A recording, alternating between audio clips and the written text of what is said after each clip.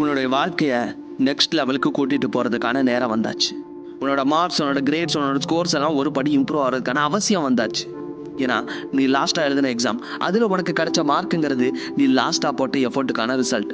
ஆனால் இனிமேல் எழுத போகிற எக்ஸாம், அதில் வரப்போகிற மார்க்குங்கிறது இந்த நிமிஷத்துலேருந்து உன்னோட எக்ஸாமுக்காக எப்படி ப்ரிப்பேர் ஆக போகிற, இந்த நிமிஷத்துலேருந்து உன்னோட எக்ஸாமுக்காக நீ எவ்வளோ தூரம் ஹார்ட் ஒர்க் பண்ண போகிற, அதை பொறுத்து கிடைக்க போகிற ரிசல்ட்டுங்கிறத நீ நல்லா ஞாபகம் வச்சுக்கோ.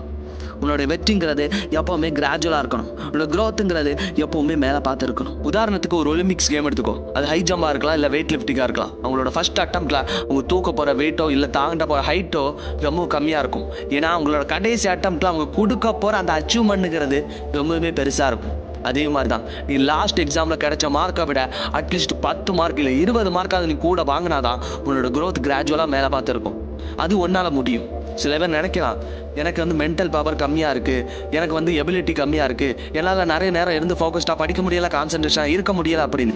ஒரு விஷயம் நல்லா புரிஞ்சுக்கோ. இங்கே ஒன்றை பற்றி நீ என்ன நினச்சி வச்சிருக்கலாம் எனக்கு தெரியாது. ஆனால் ஏன் கிட்ட கேட்டால் நான் அடித்து சொல்லுவேன், நீ நினைக்கிறத விட உன்னோட உடம்போட கெப்பாசிட்டிங்கிறது 100 மடங்கு அதிகமானது.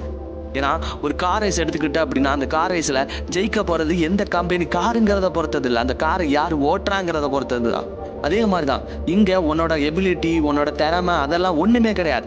இங்கே நீ உன்னை பற்றி என்ன நினச்சி வச்சுருக்க, இங்கே நீ உனக்காக எவ்வளோ தூரம் கஷ்டப்படுறதுக்கு தயாராக இருக்க, இங்கே உன்னோட கிரேட்ஸுக்காக நீ எவ்வளோ தூரம் ப்ராக்டிஸ் பண்ணுற, அதை பொறுத்து தான் உன்னோட கிரேட்ஸ், மார்க்ஸ் எல்லாமே வரப்போகுது.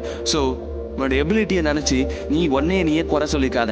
நீ நினச்சி பார்க்க முடியாத அளவுக்கு நல்ல கிரேட்ஸை உன்னால் எடுக்க முடியும். அதுக்கு நீ கன்சிஸ்டண்டாக இருந்து படிக்கணும்.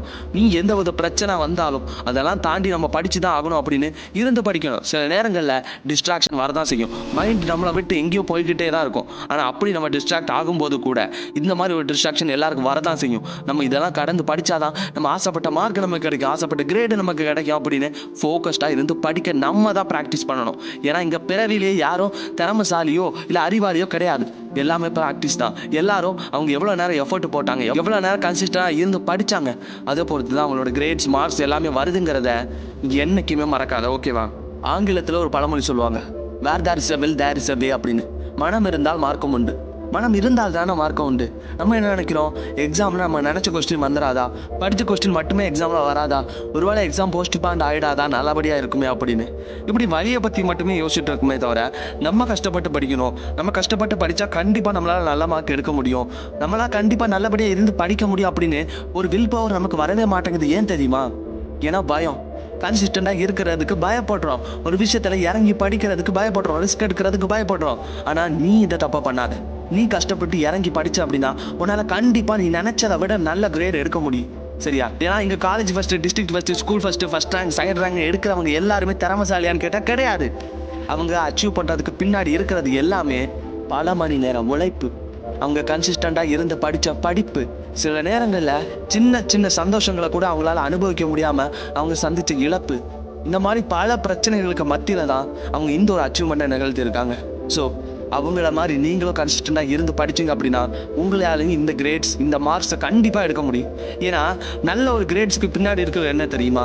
வெறும் 10% தான் ஸ்கில்லு, மிச்சம் இருக்கிற 90% டிசிப்ளின் அண்ட் கன்சிஸ்டன்சி. ஸோ இங்கே கேள்வியெல்லாம் ஒன்று தான், நீங்கள் கன்சிஸ்டண்டாக இருந்து படிக்க தயாராக இருக்கீங்களா?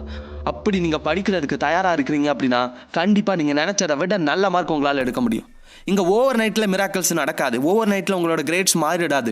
ஆனால் நீங்கள் கன்சிஸ்டண்டாக இருந்து படிக்க ஆரம்பிச்சிங்க அப்படின்னா உங்களோட grades day by day improve ஆகிட்டே இருக்கும். அந்த இம்ப்ரூவ்மெண்ட் கண்டிப்பாக உங்களுக்கு தெரியும். சரியா? ஸோ முயற்சி பண்ணி படிங்க. இங்கே கஷ்டங்கள் வரதான் செய்யும். எவ்வளோ தூரம் நம்ம கஷ்டப்படுறோமோ அந்த அளவுக்கு நம்ம இம்ப்ரூவ் ஆகிட்டு இருப்போம். சரியா? எவ்வளோ தூரம் நம்ம படிக்கும்போது டிஸ்ட்ராக்ஷன் வருதோ அந்த அளவுக்கு நம்ம ஃபோக்கஸ்டாக இருக்க ப்ராக்டிஸ் பண்ணுவோம். எந்த அளவுக்கு நம்ம வாழ்க்கையில் நம்மளோட கிரேட்ஸ் கம்மியாகுதோ அப்போ நம்ம அடுத்த லெவலில் போகணுங்கிறது நமக்கு தெரியும். இங்கே வெற்றி அடைகிறவனுக்கும் தோல்வி அடைகிறவனுக்கும் வித்தியாசம் ஒன்று தான். வெற்றி அடைகிறவன் என்றைக்குமே சோம்பேறியாக இருக்க ஆசைப்பட மாட்டான், அவன் திறமசாலியாக இருக்க ஆசைப்படுவான். இங்கே சோம்பேறிக்கும் திறமசாலிக்கும்